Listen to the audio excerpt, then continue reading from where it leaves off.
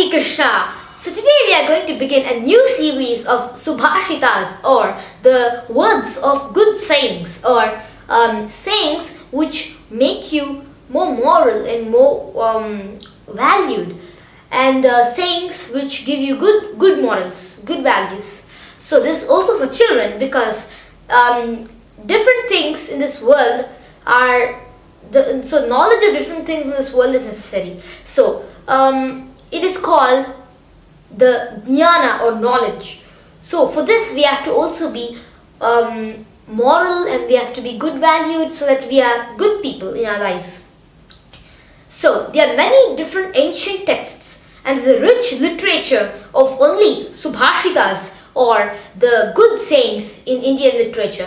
Lots and lots of texts. For example, like there's a very great text called Bhartrhari, Niti, Shrungara, Vairagya Shatakam, and so many Mahabharata, Ramayana, Sri Mahabharata, and so many great texts are present which teach us so much about the supreme knowledge of good sayings and like moral values. So, Subhashita means well said. Sub means well, and Bhashita means said. So the shlokas which are well said and nice to hear, and also which give moral values, are called Subhashitas.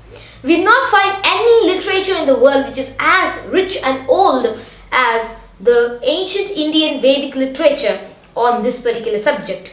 There's so much of this, and it's so great. It's a vast literature of shlokas, of sayings, of verses, of sutras, or aphorisms, and so many great things in this world about good sayings. We find many quotes of people which are recent or quite old, but we do not find anything that is millenniums old like the ancient Vedic literature, which also gives insights into the modern day.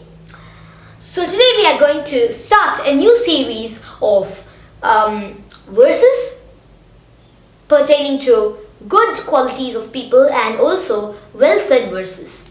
These are called Subhashitas. So let's begin with a nice verse, and it's a verse which teaches us about ignorance. Nitignya niyatignya api bhavanti shastrajnya brahmagnya api labhyah swajnana jnanino virala. So, nitignya, that means that a person's moral values. So, a person who we can find people who know niti, or the ethics, and we also can find people who know niyati, the rule of fate. Niyatignaha, we can also find such people. Api bhavanti, we also can find shastrajna, people who know the Vedas and Shastras. We also can find those kinds of people. Brahmagnya, we can also find the people who know the transcendental pleasure or pure consciousness, or the Supreme Personality. That is Brahman, Brahmagnyaha. Api labhyaha, we can also find people who know about the great supreme transcendence and the pure consciousness, or Supreme Personality, God, and all of these spiritual aspects. But it's very rare. Viralaha swajnana jnaninaha, people who know of their own ignorance. So repeating, we can find people who know ethics, we can find people who know the rule of fate, we can find people who know the Shastras, Vedas, Upanishads, and all the great Vedic literature, and people who are experts in everything. We can find such people who are experts in the Veda. We can also find people who know which is above the Veda, or the spiritual reality, the Parajnana, or the supreme reality. We can find people who know about the supreme reality. We can find people who know who is the Lord, know who is the transcendental reality. But it's extremely rare, very difficult to find people who know of their own ignorance.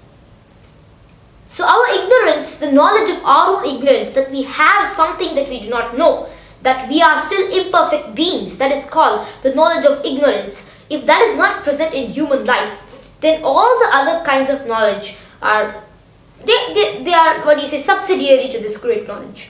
One must be aware that they are ignorant of something.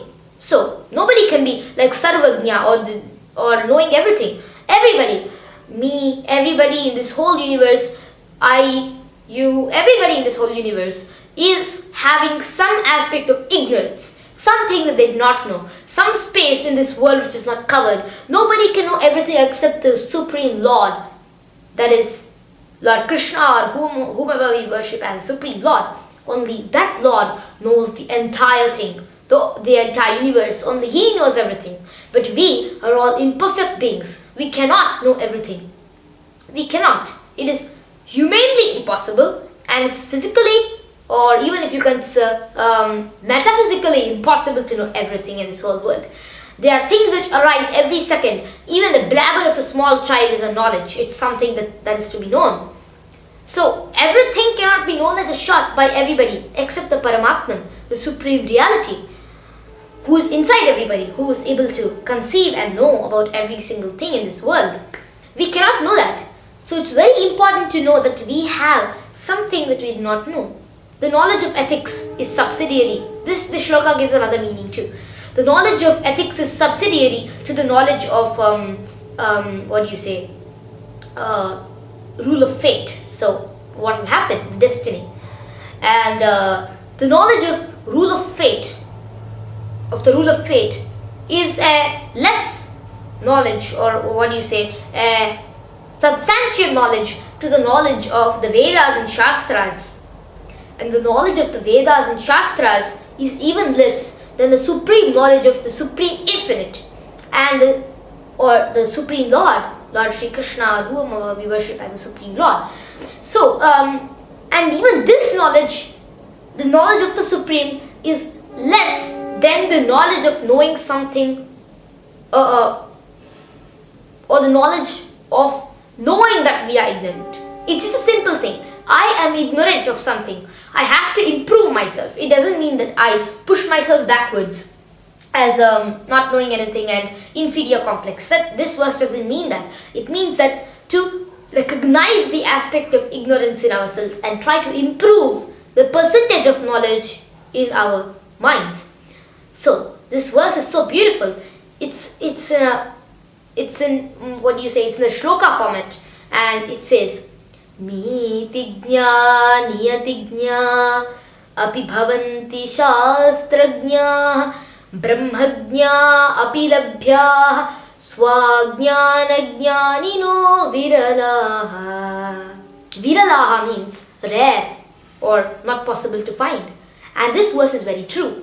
So let us all try to know that we have something ignorant in our minds. We have to know further. We have to try to know more and more.